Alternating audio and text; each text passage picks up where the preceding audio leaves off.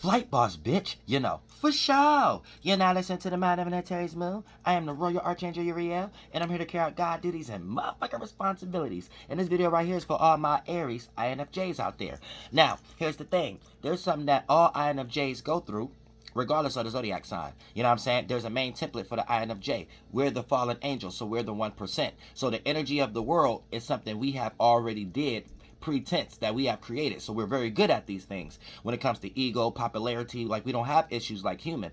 We don't have issues like gaining popularity or attention. Our issues come from knowing how to go about these things the right way, if it's anything we want to do at all, because it's old and outdated from our mind state and our structure, because we are the fallen angels that need to change the atmosphere and the vibe of the world. So we bring new feelings down here. So we all have our own template of how we do it in this body that we're doing right now, utilizing numerology, gematria, and things like astrology. And since I'm your fellow INFJ and I'm an astrologer, and we're all counselors at heart, we need to hold each other down and teach each other. And we ain't even teaching each other. We're just showing or reminding each other what we already know, because we've been going through these experiences. And astrology can add a little bit more flavor to show you your experiences you already been having as a template. So as the Aries, right, you are the hero of aloneness and individuality. You know what I'm saying? So for the most part, all those ups and downs and loopity-loops and stressful energies that we had to develop based on abandonment issues and validation issues at a time we didn't even know this was what's going on. So all INFJs experience, regardless of the zodiac, being abandoned without knowing what's going on and having validation issues without knowing that's going on, because there was no one there to validate us on what we doing good or bad.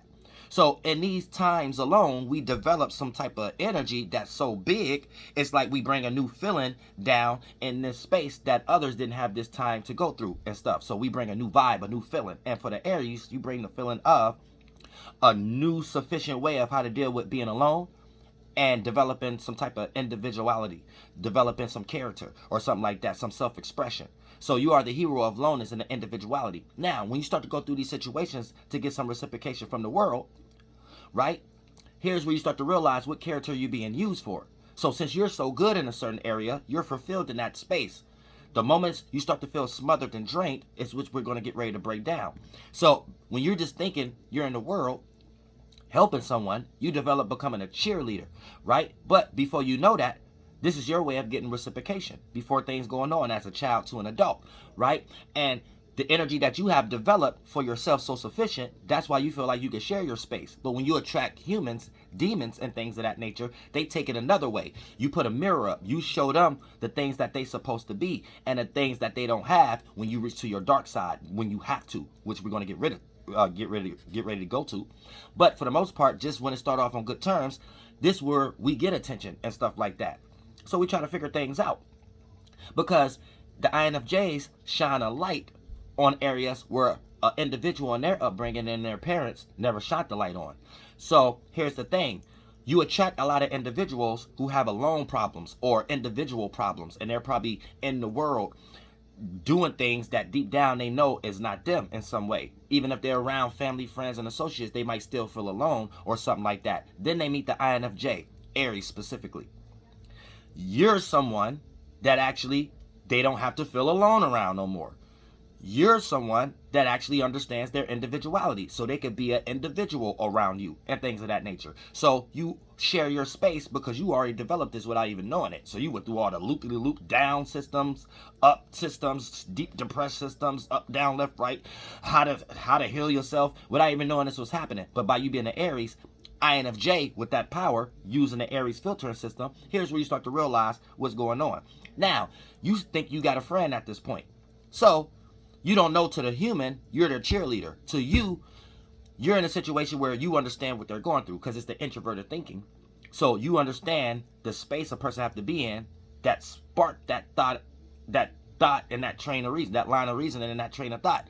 So when you start to see the external feeling, the expression, vibration, and the characters played out in many different ways through people, you know what space they in to even play out that role in the first place. So this is where you validate someone's individuality where their mother didn't or their parents didn't, or some way, shape, or form, and their aloneness. So when you start to feel drained, right, it's always because of this circumstance, right?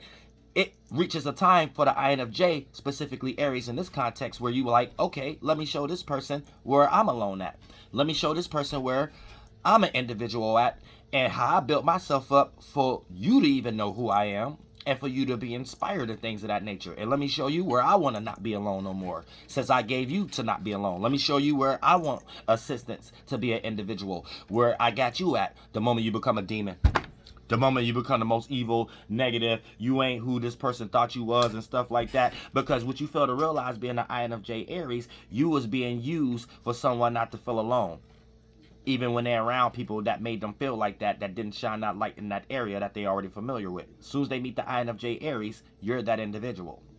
You're that individual they could go in their woods with and think that you're just like them, and you don't have to, and they don't understand that you had to share your space for them to even have comfortability. You're already good in that area. So the moment you show them how much of an individual you are, the moment you show them how much good you are alone, the moment they start to look at you like a devil and things of that nature. Because in the human mind, they thought that the reason you make them feel not alone, the reason you made them feel not alone is because you need someone and you don't have no alone problem. They thought the reason you made them feel like they could be an individual around you because you're always around under others with no individuality. See, and when you don't understand that as the INFJ, it always reaches those times you have to show a person you don't need them, or you could be an individual and you was just showing them where they could be an individual and where they could be alone, and you was hoping the situation manifests as y'all could do that as a team, not you being a cheerleader. So for the most part, it ended up manifesting as the INFJ have to understand that we change the world changing ourselves.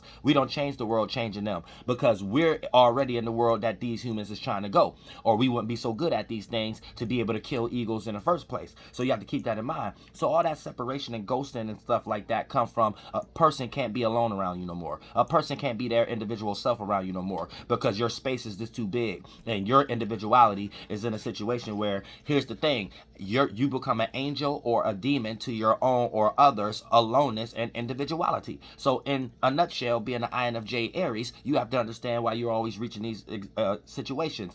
But so before you jump into a situation, because we all have leader qualities and stuff, so we all lead in some area in our lives. It's just inevitable. So you have to make sure when you're leading, you attract people who have alone problems or individuality problems. So you have to make sure that when you're leading a community, that you're not leading a whole bunch of people that need help, because you can handle it, that need help with their aloneness and individuality. Because guess who's going to go in the back seat? Yours. You're not never going to be alone again to recharge, and you're going to lose your own individuality based on everybody taking your good charismatic gifts and your traits for themselves and people that they know, and you're not going to get fulfilled when it's time for you to be alone, or when it's time for you and your individuality to be respected and put on that stage it's supposed to be on, as the Aries bringing something new here. So you become a threat to others' individuality, being the Aries INFJ, and you are an angel, powerful spirit, and that's your superpower.